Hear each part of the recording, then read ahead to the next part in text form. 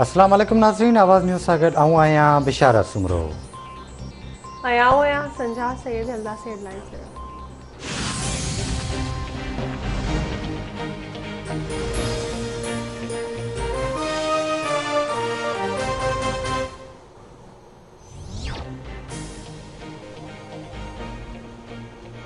मुल्क में corona virus जा अञा जारी वायरस वधीक 73 मरीज़नि खां हयातियूं खसे वरितियूं।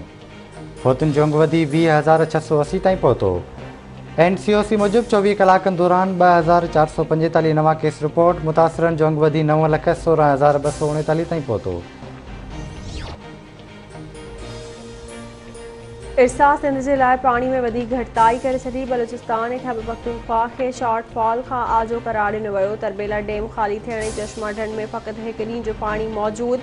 सिंध जे लाइ पाणी खोट 23% मां वधाए 32% कई वई आहे। 32% जी बुनियाद ते सिंध खे पाणी जी फ़राहमी 84,000 क्यूसिक मां 10,000 घटाए 74,000 क्यूसिक कई वई। स्कर्दू वटि गर्मीपद वधण सबबि पाणी वहिकरनि में वाध जो इम्कान।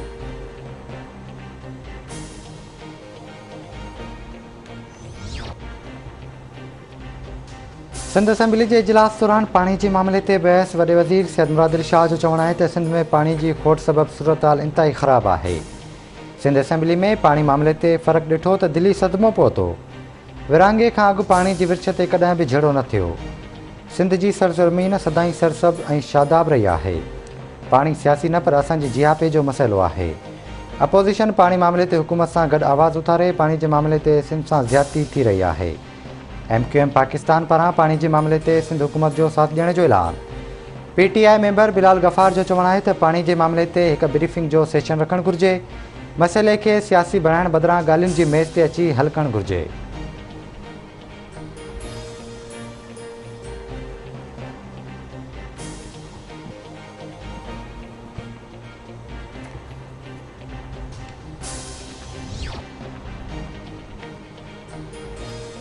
कौमी असेंबली में अपोजिशन लीडर शहबाज शरीफ ऐं PDM सरबराह मौलाना फज़लुर रहमान विच में मुलाक़ात। PDM जो अहम इजलास सुभाणे थींदो।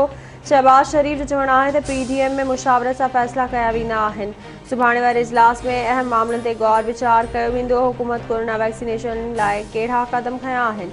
PP ऐं ANP जी वापसी बाबति का बि ज़ाती राय न ॾींदुसि। मौलाना फज़लुर रहमान चवे थो मुल्की इदारनि खे तबाह कयो वियो आहे। नाअहल हुक्मराननि खे सहारो ॾियणु अवामी ॾोह आहे। बंद कमरनि वारी सियासत ख़त्म थी चुकी आहे। बदकिस्मती सां मुल्क ते नाअहल हुक्मरान मढ़ियल आहिनि।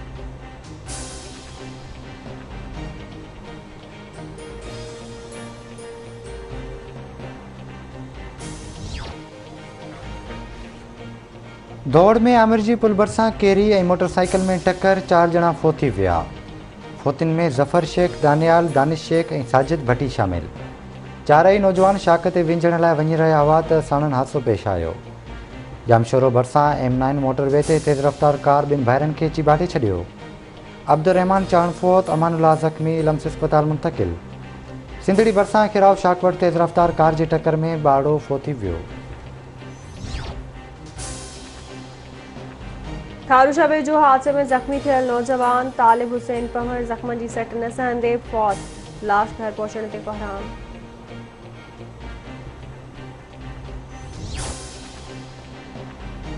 दरिया ख़ान मरी वेझो ॻोठ मुराद खोखर में ज़मीनी तकरार तां खोखर बिरादरी जे ॿिनि धुरियुनि में झेड़ो कुआड़ियूं ऐं डंडा लॻण सबबि 4 ॼणा ज़ख़्मी अस्पताल मुंतक़िल।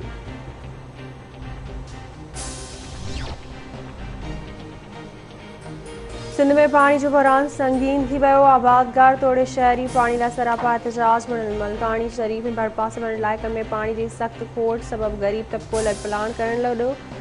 छाछरो शहर समेत हर जे मुख़्तलिफ़ इलाइक़नि में पीअण जे पाणी जो बहिरान शिदत इख्तियार करे वियो। खूह सुकण लॻा। ग़रीब माण्हू अहिड़ा पाणी जे फुड़े लाइ दरबदर। RO प्लांट जी मरम्मत लाइ को बि नोटिस न वरितो वियो। चूंडियल नुमाइंदा ख़ामोश।